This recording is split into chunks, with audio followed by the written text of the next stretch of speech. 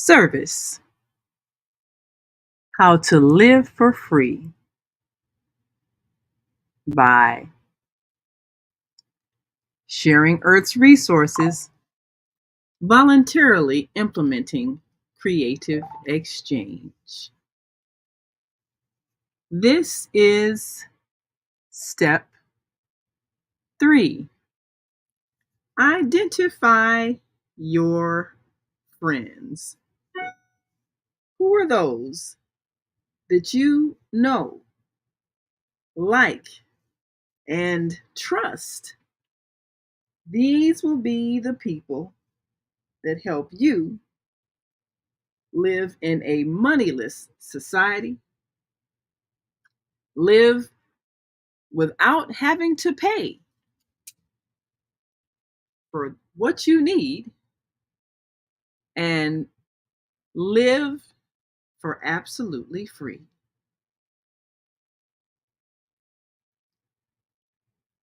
Identify your friends.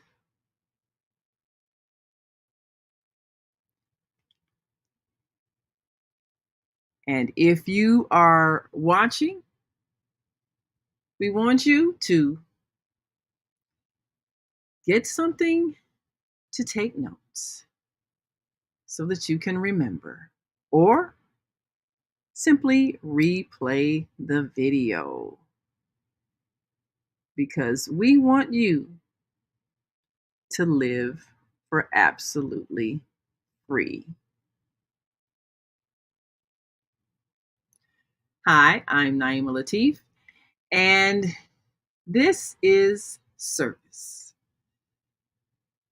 And what we're giving you an opportunity to do is create. One of the things that make service a possible way of life is because this was the way of life before money. People simply shared. They simply provided for the needs of their friends and family, and everyone had what they needed because everyone simply shared. It's a way of life, a way of thinking. But today we need a systematic way to perform service because we have been indoctrinated into the idea that there is a cost for living, and there is no cost to live. The earth has given us everything we need for absolutely free. So, why are we believing that we must pay to live? Well, there is a history to that, but certainly before the history of creating what we now know as money, there was simply service where you shared what you had with your friends and family. So today we want to show you basically how to create that network of people that will empower you to live for absolutely free. Now, why are we doing that already? Why is it that people are not simply sharing? Well, it comes from a mindset of lack, a belief that there isn't enough. And that belief is incorrect. As we said in step 1, if you live in a mansion, but you only operate out of one room in that mansion, you and your spouse and your 3 children, you choose to live in a closet, well, then you're going to get the impression that there's not enough space. You're going to be irritated to each other, and you're going to have fights. You're going to not be able to get along because you're cramped. Well, we're doing this voluntarily in the cities that we've created because we feel like it's more convenient. You can interact with people and get what you need, and all that makes sense. But when things get overcrowded, why are we not able to just spread out? And someone came up with the notion, well, there's not enough space, there's too many people. And so we've been living under that illusion, but that's incorrect. So, how much space is there really on the earth? Well, let's take a look at the space that Earth actually takes up so that we can have a more realistic understanding of the space we actually have available. There are 36 billion acres of land on Earth. How many acres of land? How many acres? 36 billion. Earth is mostly covered by water. In fact, it makes up 71% of the surface of the planet. In total, there are about 57 million square miles of land on the planet, which amounts to 36 billion acres. Now, what does that actually mean? Well,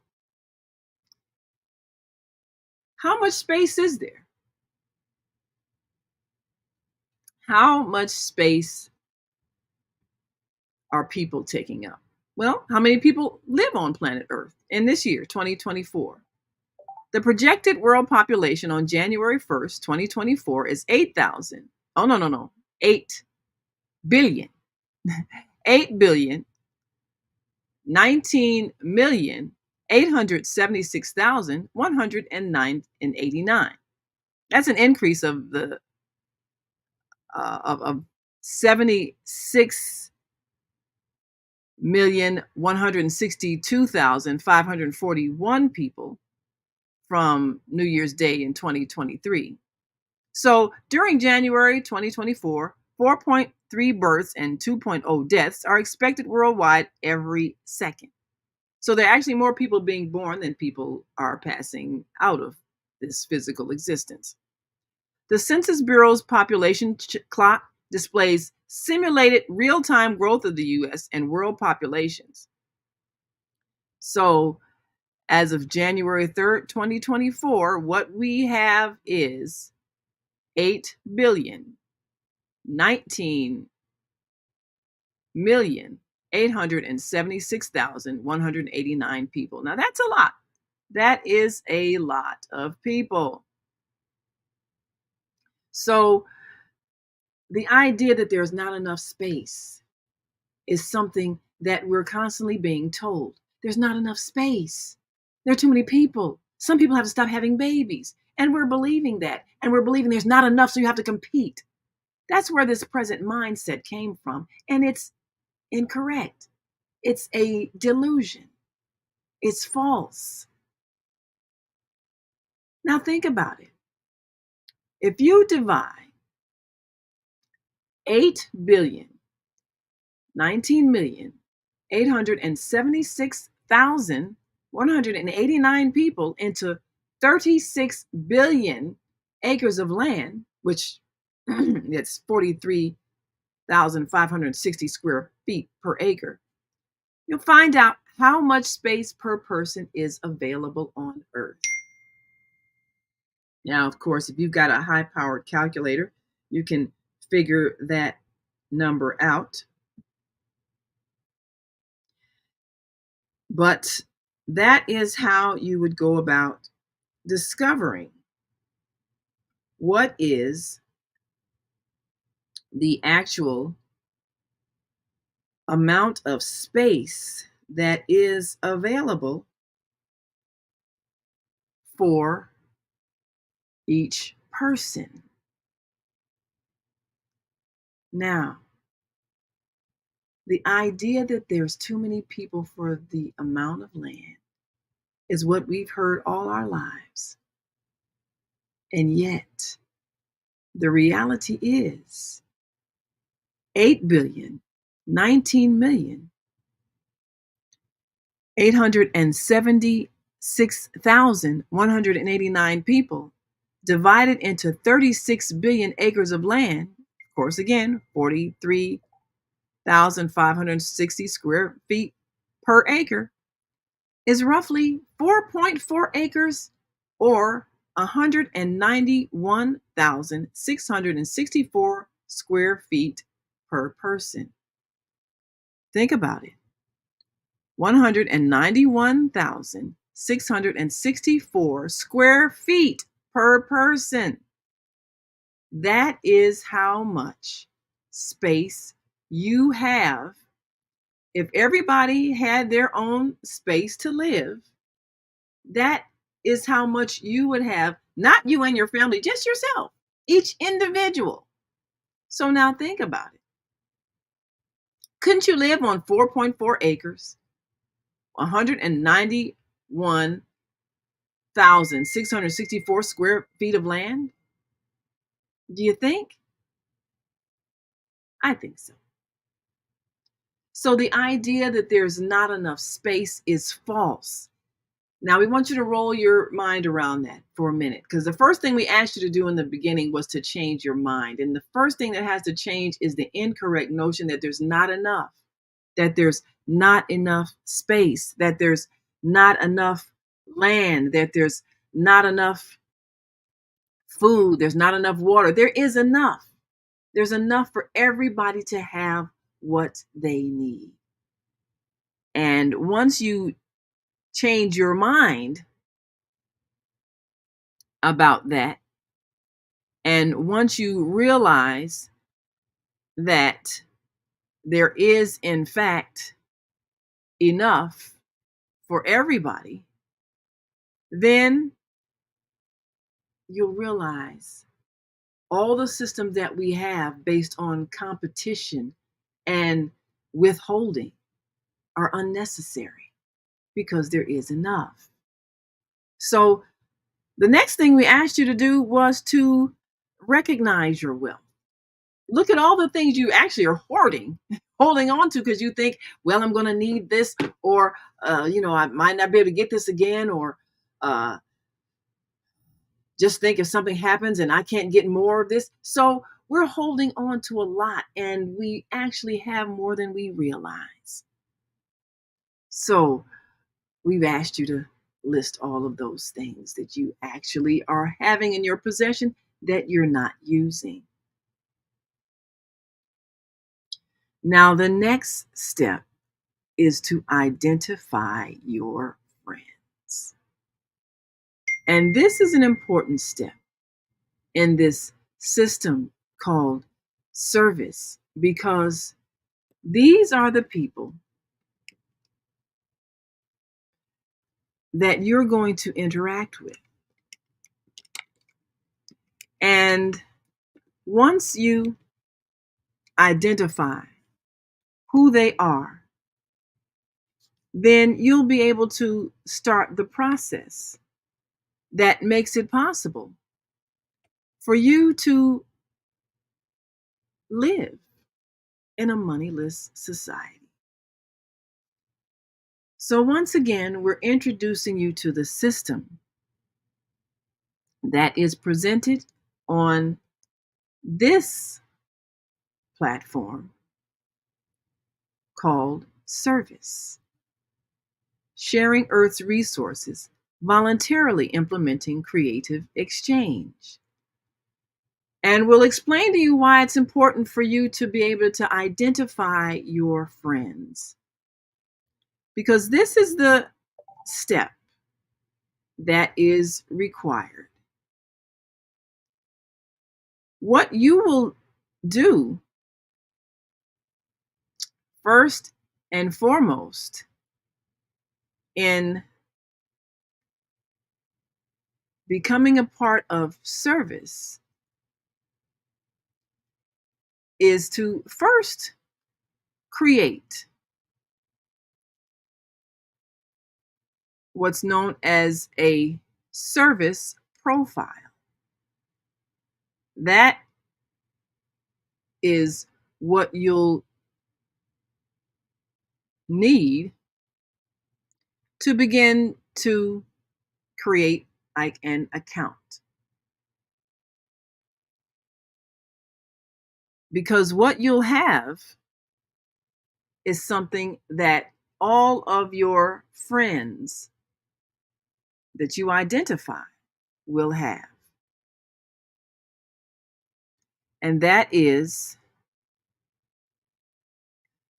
a service account, which makes it possible for you to then trade. So it's a very simple thing that if you are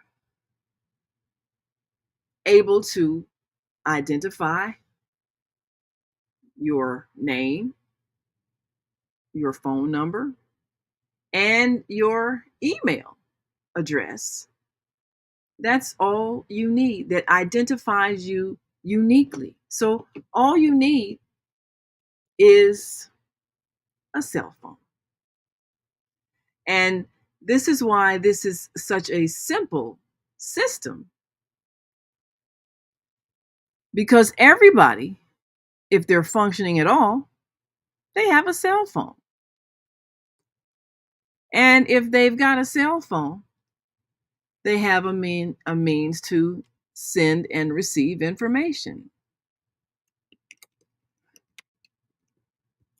So if you have those things, you can in fact set up your service account. And so that's your next step,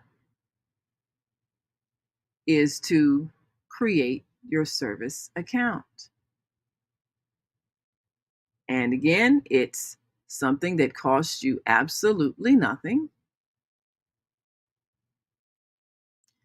And so you start out paying absolutely nothing to be a part of a system that will free you and prepare you to be able to free your friends. So you're going to go to theserviceonline.org and go to my service profile and put in your first name, last name, email, and phone number. And that list that you created, we asked you to list all those things that you do. You're going to put that list right there. And you're going to place your photograph in that spot. And that identifies you, because we'll show you how your friends and family, or maybe not family, but certainly those you know, like, and trust, they may be your family, or they may be people that you simply interact with on a regular basis as part of your organization, your community group, your perhaps sorority or fraternity. Because the second thing you're going to create is your service group. And these will be each people who also have their first and last name, email, and phone number. Those people who will then create their service account and add their photograph. And this will be the group that you interact with.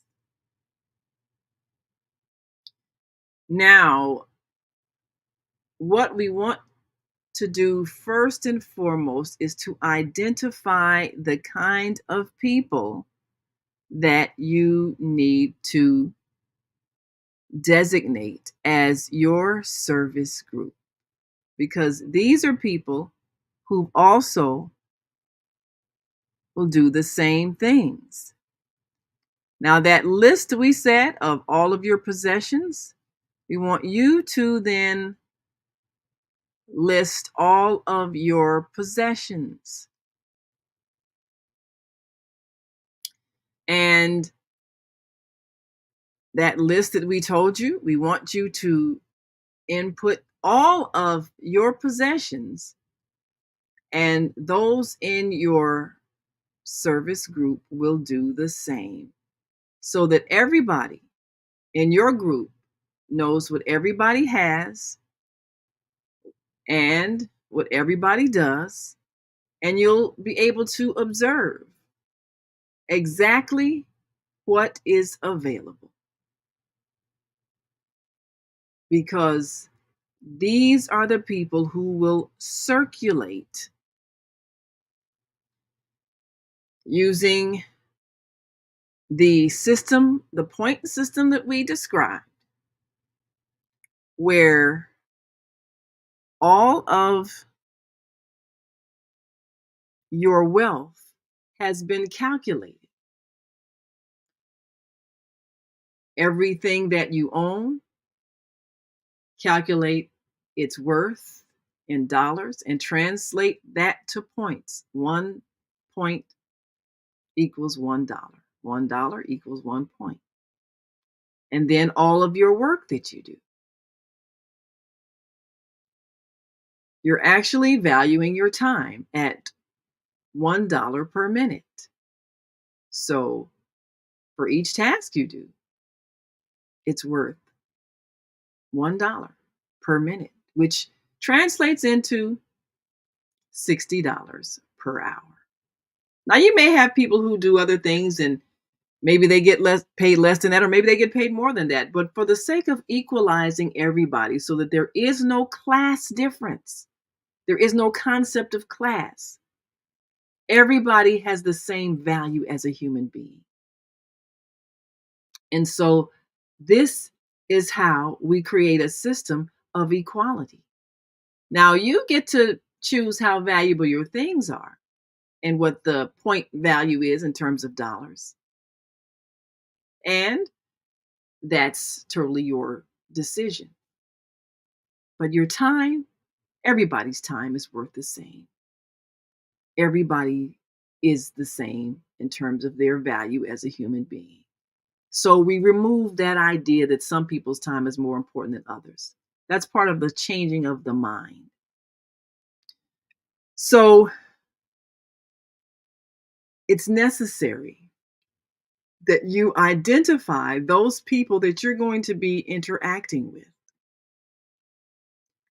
because you will need to have people who have a certain attitude. So, as we have you identify your friends, we want you to think about people that you know, like, and trust. First and foremost, the attitude they need to have is that they desire your well being, they want what's best for you. That's an important trait, because this system is based on desiring the well being of others. It's not based on the class system or the selfishness of the current monetary system, in which some people have more than others and therefore they withhold things from others because they want to feel better than others. So, in order to be a part of service, you really need to have a desire for the well being of others. And that means, think about those friends that you have. And are they people who will be encouraging of you? Are they people who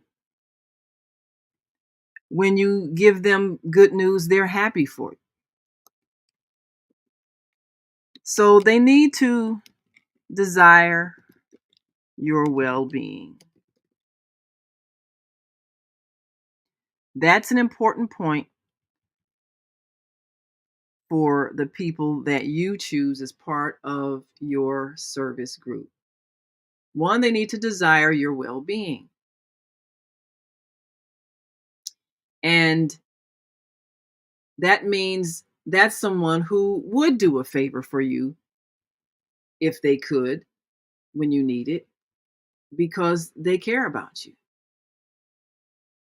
This can't be the friend that will use you for what they need, but when you ask them for something, they don't have it. They'll borrow money from you when they're in need, but when it comes to you, they never have it. That friend that will always remind you of what they have that's better than what you have, and they like feeling superior to you. That's not the kind of person you want. You want someone that desires your well being. And you can just review the friends that you have. And all of us have friends that have various traits, but they can't be someone who's jealous of you, resentful of you, wanting to outdo you. They need to desire your well being. The next thing that this person that you select needs to have as a trait is they must be honest, because this is requiring a level of honesty and trust. It's a very transparent system. And if they are not honest, then you're going to have arguments. They must be honest in terms of fairly pricing the things that they are listing as part of their own wealth. If they have a pair of shoes and they're thinking, well, I should get $150 for these shoes, and you know the shoes are only worth maybe $10 and they're scuffed. But when it comes to when you get ready to determine the value of something and they're not honest, it's going to be difficult for you to be able to determine how many points what they're offering is actually worth. So, honesty is important. And it's one thing to have sentimental value, but it's another thing to be honest and not being trying to figure out how you can beat someone out of something, because that's the current monetary system. That's the reason why there is so much distrust.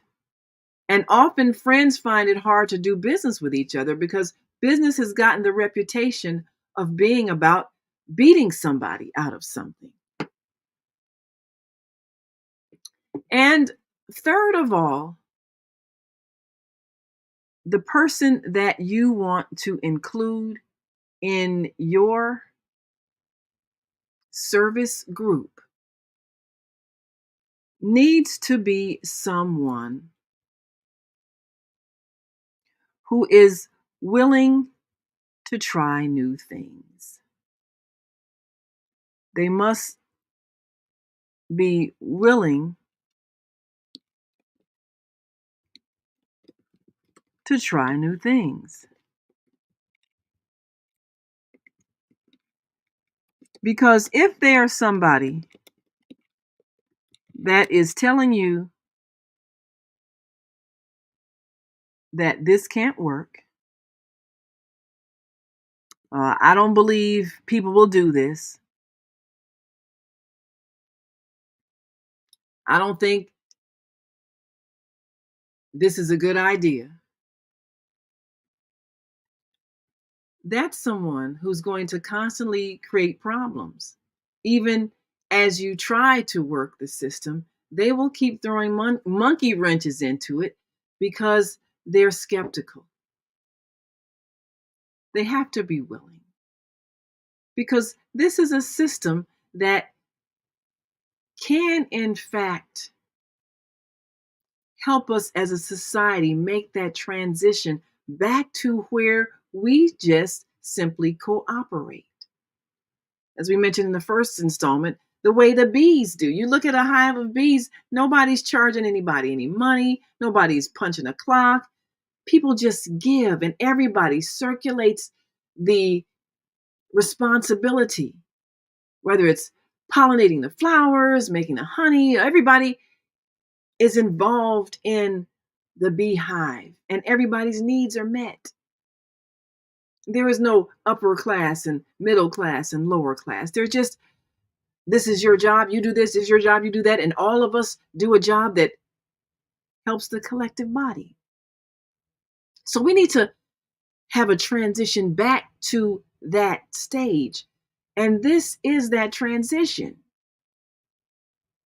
But it takes someone who has the ability to envision something different and be willing to try it out and work it so that they actually see it manifesting in a greater abundance for themselves. You don't have to worry about, well, the rest of the people won't do this, the rest of the people won't do that. We want you to identify 5 people. 5 people. Start out with 5. 5 people that you know, like, and trust that can meet these qualifications.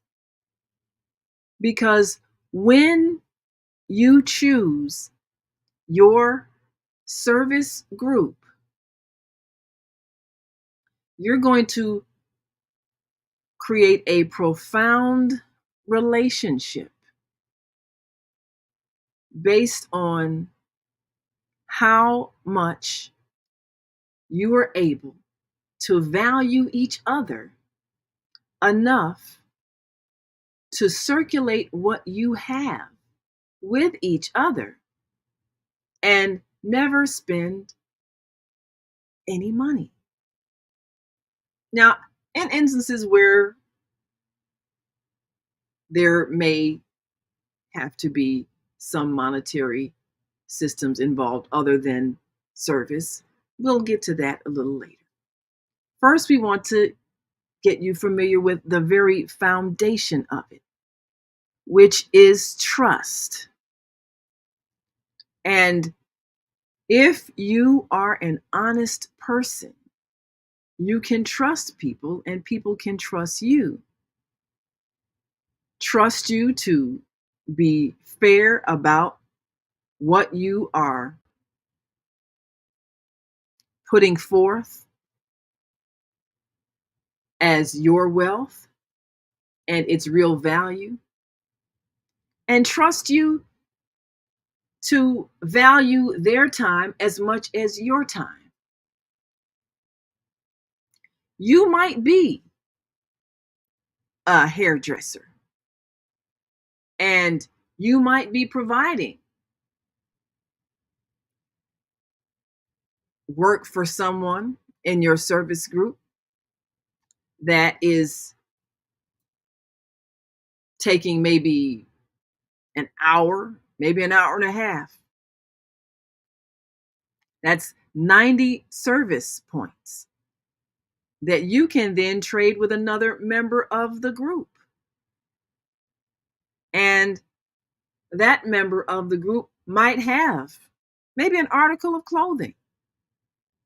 And you've got 190 service points that you received from the person whose hair you did. And maybe someone in your service group has a coat that you would like. Now, they could price it fairly, and maybe that coat is something maybe they say is worth 50. Okay, so then you're transferring 50 of your 109 of your 90, I'm sorry, of your 90 service points to your friend in your service group. And that leaves you with 40 service points. So if you are willing to honor the service points received from members of your group, it can work very well. And maybe with your other 40 service points, maybe you have another person in the group that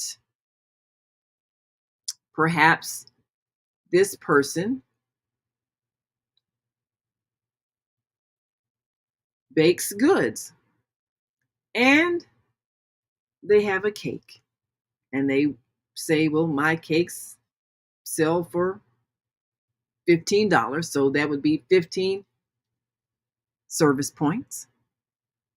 And you take your 40 remaining points and you are able to get that cake. And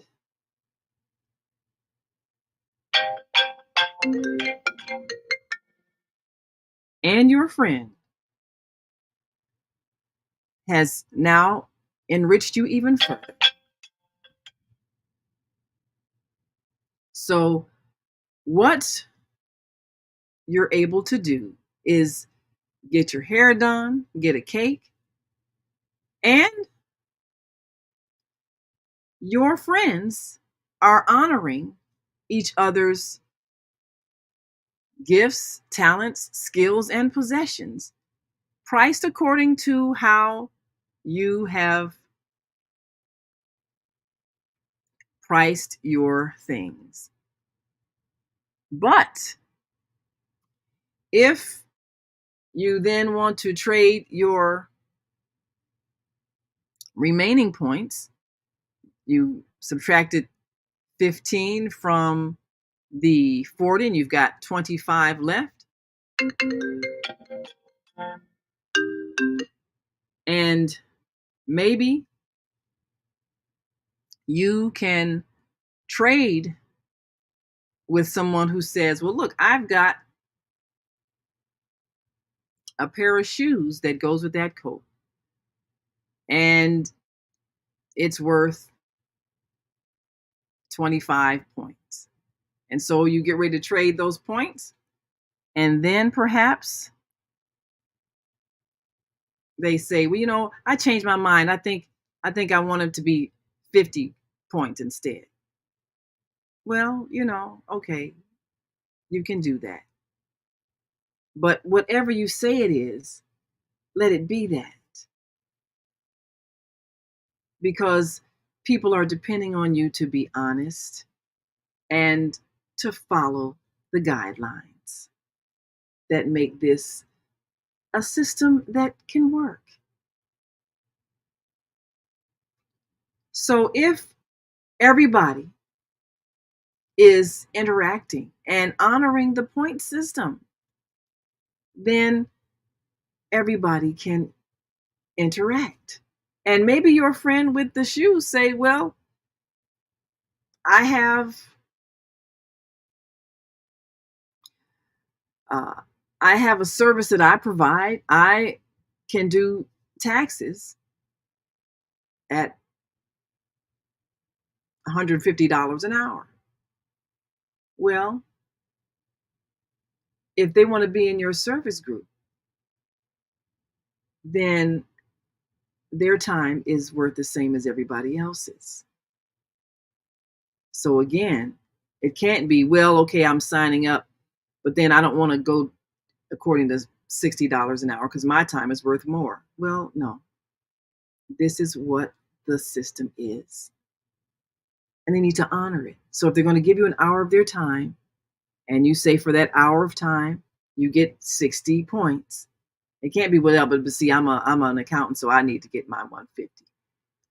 If they are able to understand the system that equalizes everybody, then they can be part of your service group. If they can't understand that, then they cannot. So this is very simple. This is very simple. And if you're willing to try new things, you can interact and be part of service. So these are the things that we want you to consider as you are creating your service group. Now, tomorrow, we're going to introduce step 4. But of course, step 3 is very important because they need to be the kind of people that you know, like, and trust, and have the qualities that make it possible to work together, because you are creating a way of life for the future. And it will spread if you are able to demonstrate honesty, trust, and integrity with those in your service group. So, tomorrow we will talk about step 4: express your needs. What is it that you're looking for? And how do you make those transactions with those in your group that have what you need? We'll talk about that tomorrow as we continue this 5-part series on sharing Earth's resources, voluntarily implementing creative exchange service. And we want you to join us for step 4 so that you can get prepared for a different way of interacting. One of the reasons why the current monetary system is so flawed is because it's based on greed and selfishness and control of others. Service is not. Service is based on the desiring of the well-being of others and being willing to serve by what the thing that you love to do. And you will find yourself getting paid in a way that makes you enjoy what you do. This is a way of life. This is a way that planet Earth can become a place where people can get together and live together in peace because they are sharing Earth's resources, voluntarily implementing creative exchange. And that is the way of the new earth. I'm Naima Latif, and we will see you again tomorrow for part 4, which will help you in the process of beginning to live absolutely free. Part 4: express your needs. We'll see you again tomorrow for service.